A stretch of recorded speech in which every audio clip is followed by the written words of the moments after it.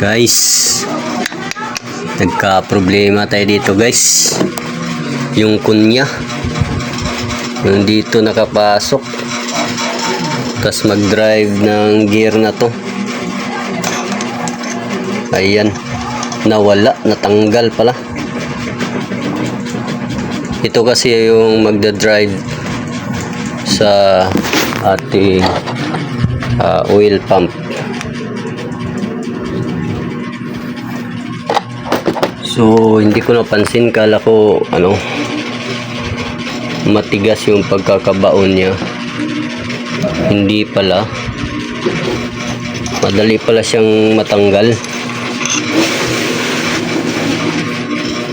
So ang ipapalit ko ito, Rayos stainless. Putulin ko, tsaka hindi naman siya mapasok ko. Hasain ko lang para maging perfect.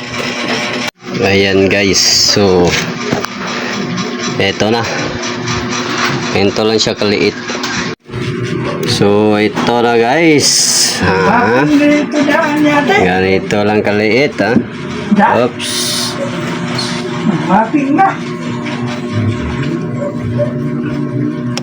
ayan, pasok. So sunod natin yung gear.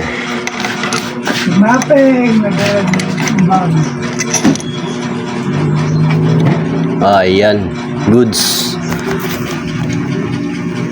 na goods. DIY ha, DIY. Okay, sana maging okay ka. Ayan, so proceed sa next step. Ayan na guys, so ready to sampak na to sa chassis guys. Ayan na, all goods in the hoods.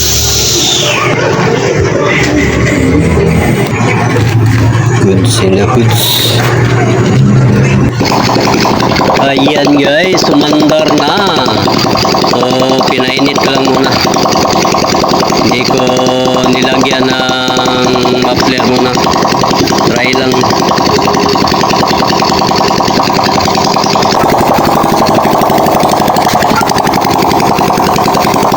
Ayan guys, sumandar na.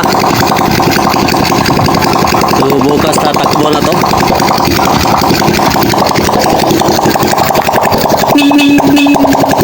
Alright, clip.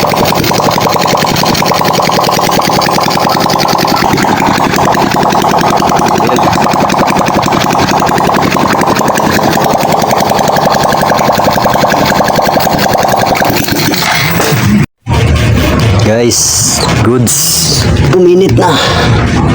So may napansin ako guys, lumakas yung horn ko, tapos yung push start gumana na rin.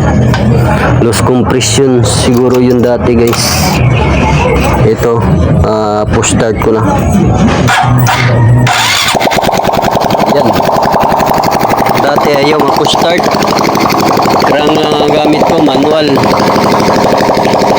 Ngayon lumakas yung horn, gumana na yung push start, yung starter natin.